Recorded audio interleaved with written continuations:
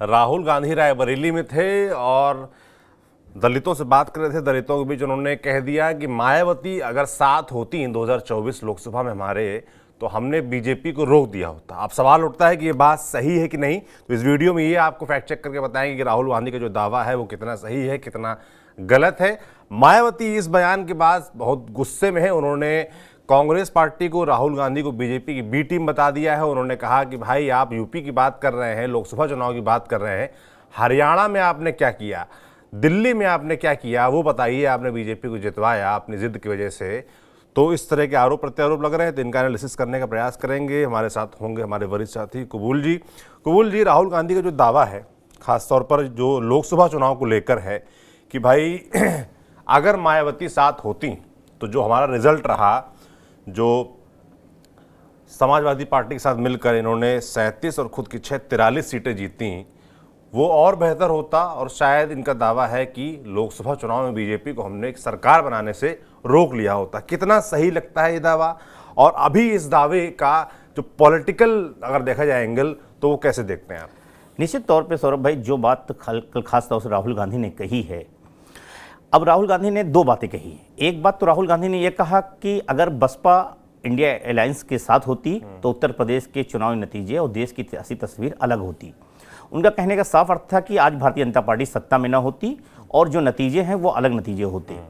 तो एक बात ये, लेकिन दूसरी बात यह कहा, साथ में एक बात कहा, मैं चाहता था कि मायावती हमारे साथ अलायंस का हिस्सा बने। किया क्या उसके लिए? मगर उस समय तो कितनी खबरें आती थी कि इनके जो प्रभारी थे अविनाश पांडे, मुझे लगता नाम था, हाँ अविनाश पांडे जी भी वो पूरा लगातार बयान देते रहते थे कि हमारी मायावती से बात चल रही, बसपा से बात चल रही है। और उस समय उसको इस तरीके से लिया जाता था कि सपा पर दबाव बनाया जा रहा है कि हम ज्यादा सीटें ले पाए। सीरियस तो कभी थे नहीं। और अब राहुल गांधी का ये दावा, ये तो साफ तौर पर पॉलिटिक्स दिखती है कि भाई अब आप जब चुनाव हो गए हैं तब आपने कुछ खास प्रयास किया नहीं। अब आप मायावती के ऊपर ये आरोप लगा रहे हैं कि भाई आप साथ होती तो बीजेपी हार जाती। मतलब एक तरीके से उन पर आरोप मढ़ दे रहे हैं कि आपकी वजह से बीजेपी जीती। यस, यही बात कहना चाहूँ। दूसरी बात यह है कि जब इंडिया अलायंस की बात हो रही थी, अगर सौरभ भाई थोड़ा सा हम लोग ये आंकड़े पे जाएं कि उसके नतीजे क्या होते, पहले हम उसकी भूमिका बात कर लें कि वो क्या अलायंस वाकई बसपा को लेके कोई सीरियस पार्टनर की बात हो रही थी या नहीं। तो पहली बात तो ये जानना चाहिए कि जब इंडिया अलायंस की बात हो रही थी, ये इंडिया अलायंस के बाद 2-3 लोगों ने शुरू की। एक खासतौर से नीतीश कुमार थे, जब वो महागठबंधन से तोड़ के आए तब वो सारे लोगों से मिल रहे थे, लेकिन मायावती से वो एक बार नहीं मिले। अखिलेश यादव से मिलने वो मेदांता हॉस्पिटल में मुलायम सिंह यादव को देखने के बहाने पहुंच जाते हैं, फिर वो उत्तर प्रदेश में लखनऊ भी पहुंच जाते हैं, ममता बनर्जी से मिलने पश्चिम बंगाल भी चले जाते हैं, उड़ीसा भी चले जाते हैं, केसीआर से मिलने जो है वो तेलंगाना तक सबसे मुलाकात कर लेते हैं, दिल्ली में तमाम केजरीवाल से भी मिल लेते हैं। लेकिन मायावती के साथ इंडिया अलायंस का एक भी कोई नेता कभी नहीं मिला। इंडिया अलायंस की जब बातें हो रही थी, अगर आपको याद होगा, एक राम गोपाल यादव का बयान, जब राम गोपाल यादव से इंडिया गठबंधन के बीच में किसी ने पूछा मुंबई की बैठक में, तो उन्होंने किस तरह का उसका रिएक्शन दिया था। और उन्होंने एकदम साफ ये कहा था कि मायावती क्या अलायंस वो नहीं आएंगी तो हमारे ऊपर कोई असर नहीं पड़ेगा। उनकी बातों से साफ लग रहा था कि मायावती को अलायंस में नहीं चाहती। समाजवादी पार्टी ने भी उत्तर प्रदेश में जब बात हो रही थी तमाम सीट शेयरिंग के फार्मूले की बात, तो उस वक्त कांग्रेस में कुछ नेता जरूर कह रहे थे, पार्टी उत्तर प्रदेश की इकाई भी चाहती थी कि बसपा से अलायंस हो जी, लेकिन बसपा से कोई बात नहीं कर रहा था। उसके बात करने का 2 वजह थी। एक ये कहा जा रहा था कि मायावती ऐसा कोई सिग्नल नहीं दे रही हैं जिससे अलायंस की बात की जाए। लेकिन जब मायावती, सोनिया गांधी और मायावती एक दूसरे से फोन पे कभी बात कर सकती हैं। एक बार आपको याद होगा जब यूपीए सरकार थी तो मायावती से मिलने जो है सोनिया गांधी अचानक पहुंच जाती हैं, तो उनके बीच में फिर कहां से बैरियर आ गया। ये मैं ये जानना चाहता हूँ कि क्या वाकई जो राहुल गांधी दावा कर रहे हैं कि मायावती साथ होती तो हम जीत जाते, सीरियस प्रयास हुआ भी था? मुझे लगता है कि सीरियस प्रयास जो है दोनों तरफ से नहीं हुआ। ना बीएसपी की तरफ से कोई ऐसी पहल दी गई, संकेत दिए गए, ना ही इंडिया अलायंस की तरह से कोई पहल हुई, या कांग्रेस की तरफ से ऐसा कोई सीरियस जो है नोट नहीं लिया गया। तो मतलब एकदम वैसा ही हो गया जैसे कल को राहुल गांधी ये बात कह दें कि हरियाणा हम जीत जाते, बीजेपी ना जीत पाती अगर आम आदमी पार्टी ने हमारा साथ दिया हो। आम आदमी पार्टी को आप सीट देने को तैयार नहीं थे, हाँ, तो कहां से साथ देती? एक चीज। दूसरी चीज यह थी कि अगर कांग्रेस अलायंस बसपा आती तो सपा क्या साथ में रहती, क्योंकि सपा ने पहले दिन से एक लाइन तय कर लिया था कि अलायंस में बीएसपी अलायंस का हिस्सा नहीं बनेगी। क्योंकि और अगर अलायंस का हिस्सा बनाना था अखिलेश यादव को, तो पूरी बीएसपी तोड़ के उनके तमाम नेता उनका अपने साथ न ले लेते होते। एक बात आप देखिए कि जो 33-37 सीटें जीत के आई थी, उसमें 17 ऐसे नेता हैं जो बसपा के बैकग्राउंड से आए हुए हैं। तो अच्छी खासी संख्या बसपा के नेताओं के संसद के सपा में है एक बात। दूसरी चीज यह है कि अगर ये होते, एक तो जो आपने बात कही कि क्या सीरियस तरीके से, तो सीरियस तरीके से कोई पहल नहीं हुई बीएसपी को अलायंस के लेने की। जहां तक हमारे सोर्स बता रहे हैं, हमने बात किया है, तो उसमें भी कोई भी नेता, कभी भी आला दर्जे का नेता मायावती से न मिलने की कोशिश की, न अलायंस को लेकर बात करने की कोशिश की। जब भी हमने अगर बात किया कांग्रेस के नेताओं से, तो उन्होंने कहा कि ऐसा कोई संकेत नहीं मिल रहा है, मायावती तो पहले कह रही हैं हम अकेले चलेंगे। लेकिन मायावती तो सपा से अलायंस करने से पहले ही कह रही थी कभी सपा से नहीं करेंगे, लेकिन उन्होंने 2019 में किया ना। तो एक तो ये कि सीरियस अलायंस दोनों तरफ से नहीं हुआ, मायावती ने भी ऐसे कोई संकेत नहीं दिए कि दरवाजा खुला हुआ है, हो सकता है। तो एक तो कारण यह कि कोई सीरियस अलायंस को लेकर बात नहीं हुई। दूसरी बात आपने बहुत अहम कही कि राहुल गांधी ने जो बात कहा कि अगर वो होते तो क्या वाकई दम होता। सपा और कांग्रेस उत्तर प्रदेश में मिलकर चुनाव लड़ी हैं। 80 सीटों में से 43 सीटें दोनों जीतने में काम रही। 37 सीटें जो है समाजवादी पार्टी जीती है और 6 सीटें जो है कांग्रेस जीती है। भारतीय जनता पार्टी 33 सीटें जीती है, 2 उसके आरएलडी जीती है और 1 जो है अपना दल एस जीती है। बिल्कुल। अब बात होती है कि अगर इस सीटों का हम लोग जाके और परीक्षण करें और एनालिसिस करें, मतलब कुल मिला के आप उस तरफ बढ़ रहे हैं कि राहुल गांधी की बात जो है वो पॉलिटिकली सही है, नहीं कि उन्होंने बात कर ली है ना, कि उसके पीछे एक पॉलिटिक्स है कि वो आज की तारीख में मायावती को एक तरीके से ये फ्रेम करना चाहते हैं कि देखिए इनकी वजह से बीजेपी आ गई, हमारी गलती नहीं। मगर अगर टेक्निकली देखें, आंकड़ों के लिहाज से देखें, तो राहुल गांधी की बात सही भी है। हाँ, काफी हद तक राहुल गांधी की बात। अब देखिए सौरभ भाई, यूपी में तो लगता है ऐसा। यूपी में आप देखिए सौरभ भाई, अगर आप देखेंगे तो उत्तर प्रदेश में, पहले तो मैं आपको बताऊं कि मैं जो आंकड़ा है, जो परसेंटेज अगर वो जोड़ दें, तो आप देखिए बीजेपी को 41.37 मिला और उनके सहयोगियों को जोड़ देंगे तो मुझे लगता है 43 पॉइंट कुछ है ना, बनता है जी। पर बसपा और कांग्रेस और सपा अगर आप जोड़ लो तो 50% के ऊपर चला क्रॉस हो जाता है। 9.5%, 9.39% जो है केवल उत्तर प्रदेश में बसपा को वोट मिला है सौरभ भाई। 9 पॉइंट वोट बहुत अहम होता है किसी भी राजनीतिक दल के लिए। आप अगर 9 पॉइंट ये वोट जोड़ देते हैं तो तस्वीर अलग। दूसरी बात यह है कि जब हम इसके और भी अंदर जाते हैं, जब हम एक एक सीट का एनालिसिस करते हैं, तो देखते हैं कि वो भारतीय जनता पार्टी जिन 33 सीटों में जीती है, अगर उसमें से देखें तो 13 सीट, 14 सीटें लगभग ऐसी हैं जहां पर बसपा का जो वोट है, वो जो विनिंग मार्जिन है उससे ज्यादा है। उसको एक तरीके से कह सकते हैं अगर वहां बसपा साथ होती तो हो सकता है कि तस्वीर दूसरी होती, 14 सीटें भी बीजेपी खाते में ना गई होती। तो मैं आपको 14 सीटें भी बता देता हूं कि 14 सीटें कौन सी हैं। देखिए बात क्या है कि राहुल गांधी ने जो बोला है वो पॉलिटिकली कितना सही है कितना नहीं आज की तारीख में, उस पर बहस हो सकती है कि वो सही है या नहीं है, पॉलिटिक्स कर रहे हैं, क्या कर रहे हैं, क्या नहीं कर रहे हैं।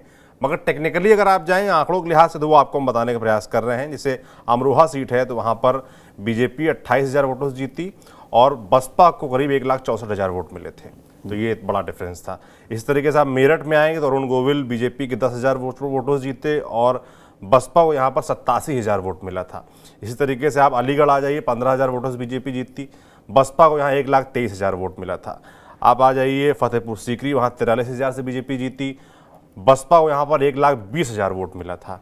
इसी तरीके से आप आ जाइए शाहजहांपुर, यहाँ 55,000 से बीजेपी जीती और बसपा को यहाँ पर 91,000 वोट मिला था। हरदोई में आप बात कर लीजिए 27,000 वोटों से करीब बीजेपी जीती, यहाँ बसपा को 1,22,000 वोट मिला था।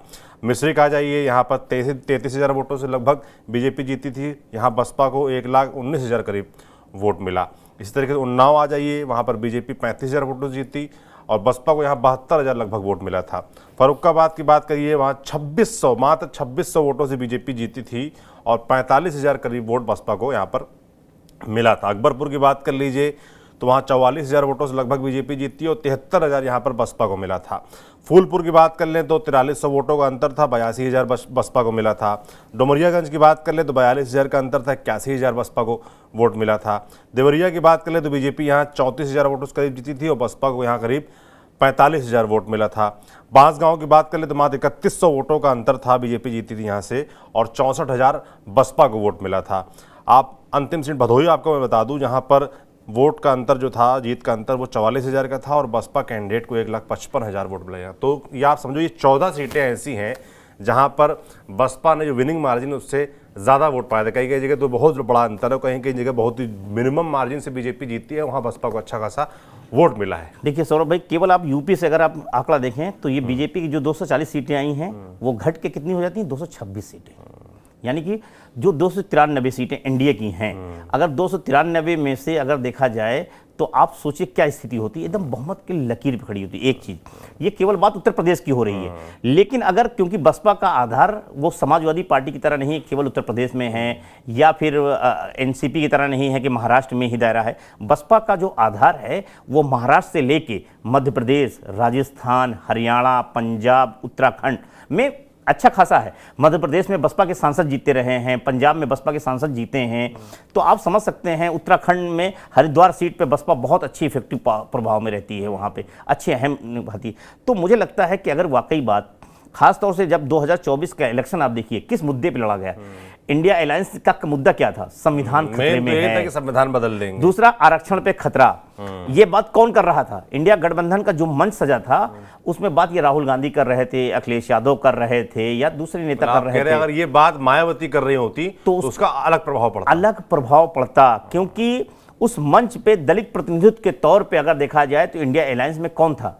सिर्फ मल्लिकार्जुन खड़गे दिख रहे थे, लेकिन मल्लिकार्जुन खड़गे की जो छवि है वो एक दलित नेता की से ज्यादा एक कांग्रेसी नेता की है। लेकिन जब मायावती की जो छवि है वो एक दलित लीडर की है। तो दलित नेता थोड़ा ये भी देखने वाला है कि भाई उनकी नॉर्थ इंडिया में कितना प्रभाव है मल्लिकार्जुन खड़गे। हाँ, थोड़ा सा ये रहा, लेकिन मायावती का जो प्रभाव दलित लीडरशिप में रहा है वो बहुत अच्छा रहा है। और मायावती का दलितों के बीच, क्योंकि एक दलित आंदोलन से निकली हुई पार्टी है, दलित कैडर बेस्ड पार्टी है, और जब मायावती कहती कि बाबा साहब के संविधान को मिटाने की बात हो रही है तो वो दलितों के बीच क्या हो रही है। आप देखिए उत्तर प्रदेश में जब लोकसभा चुनाव हो रहे थे, आकाश आनंद यही बात जब बोल रहे थे, लेकिन उनका अंदाज दूसरा था, वो चर्चा में आ गए थे कि कितना आक्रामक तरीके से बोल रहे थे।